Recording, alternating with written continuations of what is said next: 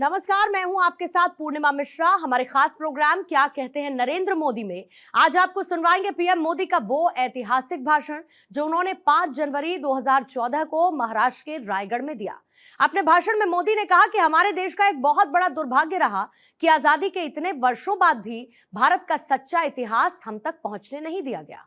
अंग्रेजों ने जो षड्यंत्र के तहत गुलामी की मानसिकता को बढ़ाने का प्रयास किया, आजादी के बाद हम लोग भी उसी को खाद पानी देते रहे हैं। भाइयों बहनों, हमारे देश का एक बहुत बड़ा दुर्भाग्य रहा है और दुर्भाग्य ये रहा है कि आजादी के इतने वर्षों के बाद भी भारत का सच्चा इतिहास हम तक पहुंचने नहीं दिया जाता है।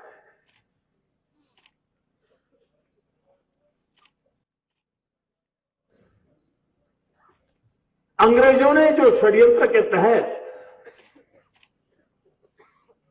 इतिहास को रंग रूप देने की कोशिश की,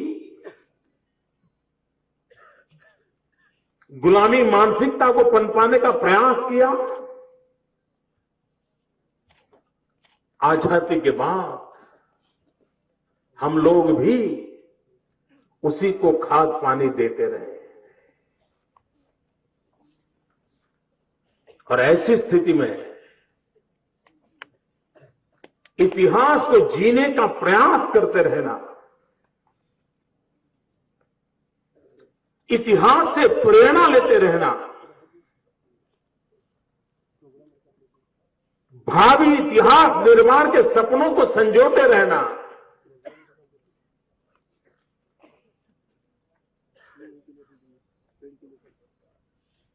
ये काम छोटा नहीं है और ये काम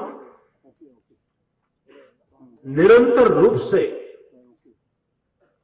इस पवित्र भूमि पर चल रहा है, आप लोगों के प्रयासों के माध्यम से चल रहा है। आज हिंदुस्तान में छत्रपति शिवाजी महाराज के संबंध में किसी भी कोने में जाकर के पूछो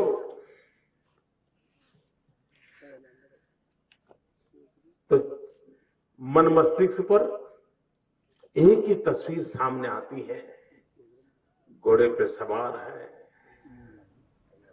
हाथ में तलवार है, युद्ध की मुद्रा है। क्या छत्रपति शिवाजी महाराज का यही एक रूप था क्या? एक विराट रूप को, विराट व्यक्तित्व को युद्ध की घटनाओं तक सीमित कर दिया गया और ज्यादातर तो आक्रांताओं के संदर्भ में ही छत्रपति शिवाजी को प्रस्तुत किया गया। अगर हम महात्मा गांधी को सिर्फ अंग्रेजों के साथ संघर्ष इसी एक पहलू के आधार पर महात्मा गांधी का मूल्यांकन करेंगे तो गांधी का सबसे बड़ा अन्याय होगा। उन्होंने समाजोद्धार के लिए कितने पहलू, कितने छोटे मोटे इनिशिएटिव लिए थे, उसमें एक अंग्रेजों के साथ संघर्ष का भी था। हम प्रभु रामचंद्र जी को सिर्फ रावण के साथ युद्ध इसी एक छोटे से हिस्से को लेकर के देखेंगे तो पूर्ण पुरुषोत्तम राम न इसको हम समझ पाएंगे, न उससे प्रेरणा ले पाएंगे। कितना व्यापक व्यक्तित्व था, विराट व्यक्तित्व था। अगर हम कृष्ण भगवान को सिर्फ कंस के साथ लड़ाई, कंस को कैसे मारा उसी एक छोटे रूप से कृष्ण को देखने जाएंगे तो शायद हम ही कृष्ण के साथ अन्याय कर देंगे।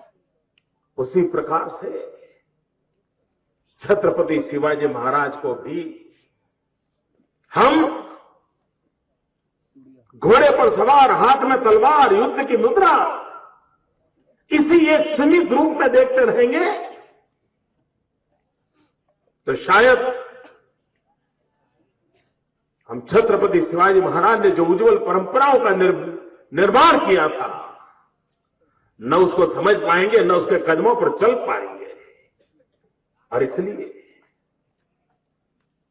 महाराष्ट्र में एक उत्तम परंपरा रही है, अनेक शिव शाहीर हुए। बाबा साहब पुरंदरे जैसे महानुभावों ने बहुत बड़ी परंपरा खड़ी की है और उसके कारण शिवाजी महाराज के जीवन के अनेक पहलू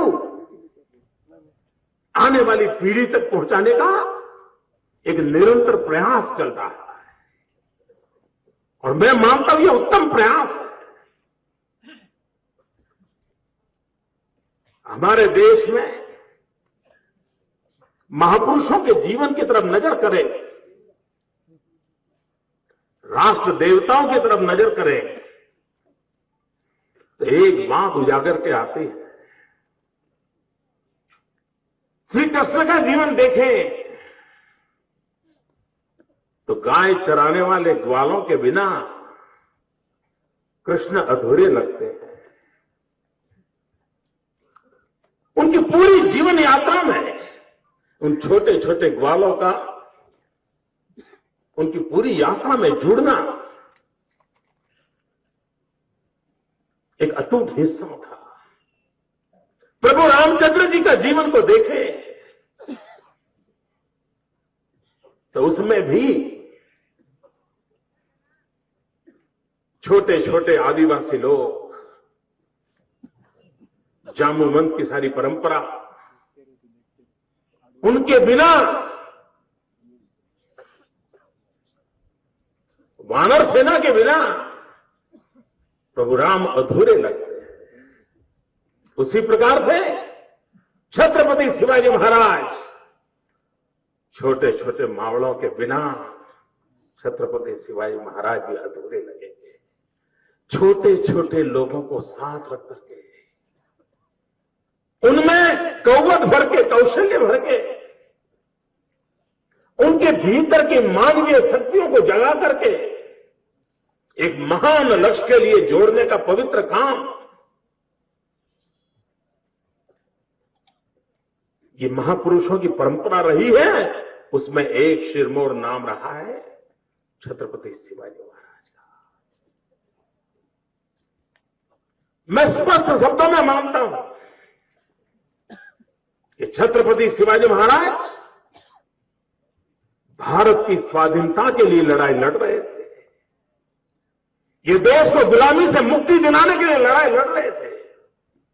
उस कालखंड में जो माध्यम थे, जो व्यवस्थाएं थी, जो तौर तरीके थे, उसको उन्होंने अपनाया था।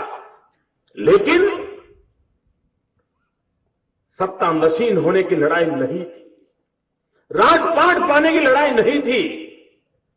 इस महान भारत मां को गुलामी से मुक्ति दिलाने का एक भगीरथ प्रयास था। लेकिन साथ साथ आजाद भारत हो तो उसकी नींव कैसी हो, उसकी संस्कृति कैसी हो, उसकी परंपराएं कैसी हो, उसका एक मॉडल भी इसी धरती पर से उन्होंने प्रस्तुत किया था।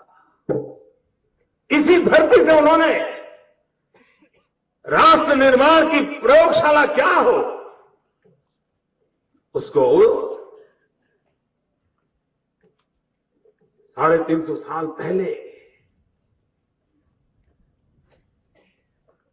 उन्होंने हमारे सामने प्रस्तुत किया था। कल 6 जनवरी है। मैं भी रास्ते में आ रहा था तो एक अखबार में एक आर्टिकल पर मेरी नजर गई। 350 साल पहले 6 जनवरी को छत्रपति शिवाजी महाराज सूरत पधारे थे।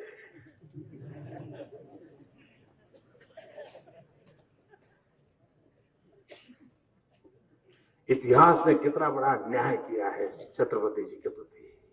लिख दिया, सूरज को लूट दिया। भाइयों बहनों, छत्रपति शिवाजी महाराज ने सूरत आने का कष्ट इसलिए किया था कि उनको जानकारी मिली कि औरंगजेब अपना सारा खजाना सूरत में जमा कर रहा है। शाहिस्ता खान उस खजाने को संभाल रहा है। आज छत्रपति शिवाजी महाराज को लगता था कि अगर हिंदवी स्वराज की स्थापना करनी है तो ये जो लुटेरों ने धन लूटा है उसी को ला करके उसी के पैसों का उपयोग करते हुए मैं हिंदवी स्वराज की स्थापना करूंगा। और भाइयों बहनों, अगर स्थानीय लोगों का सहयोग नहीं होता, समर्थन न होता, तो ये काम संभव नहीं होता। मैं इतिहासज्ञ नहीं हूं, लेकिन मैं अनुमान लगा सकता हूं कि सूरत के उस जमाने के लोग होंगे जिन्होंने छत्रपति शिवाजी महाराज को जानकारियां दी होगी। सूरत के उस जमाने के लोग होंगे जिन्होंने वहां आने के रास्ते तय करके दिखाए होंगे। सूरत के उस जमाने के लोग होंगे जिन्होंने छत्रपति शिवाजी महाराज के लोगों को रखने का, छुपाने का प्रबंध किया होगा। उनके खान पान की चिंता की होगी। सब प्रकार का जो सपोर्ट चाहिए, वो सपोर्ट सूरत के उस युग के नागरिकों ने दिया होगा। और तब जाकर के छत्रपति शिवाजी महाराज औरंगजेब के खजाने पर कब्जा कर पाए होंगे। और इसलिए यह शब्द प्रयोग करना जो सूरत लूटने आए थे, तो छत्रपति शिवाजी महाराज का घोर अपमान है।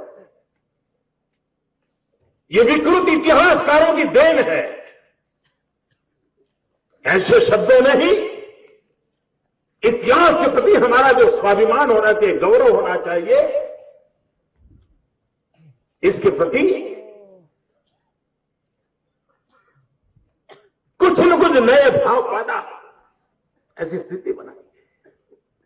भाइयों बहनों, मेरे लिए सौभाग्य की पल है छत्रपति शिवाजी महाराज की समाधि के पास बैठ करके मेरे मन में जो विचार आया, मुझे आने में देरी इसलिए हुई, मैं काफी देर वहां जाकर के बैठा रहा। मन वहां बैठने का लग गया, भाव से कुछ अनुभूति हो रही थी। और मैं मानता हूं कि ये सिर्फ राज कारोबार चलाने की एक वहीवटी व्यवस्था का जगह नहीं है। ये जगह सिर्फ दुश्मनों को परास्त करने के लिए युद्ध का सुरक्षित स्थान है, ऐसा सीमित अर्थ में नहीं करता हूं। मैं मानता हूं इस भूमि पर 350 साढ़े 300 साल के कालखंड में एक एक इंच धरती पर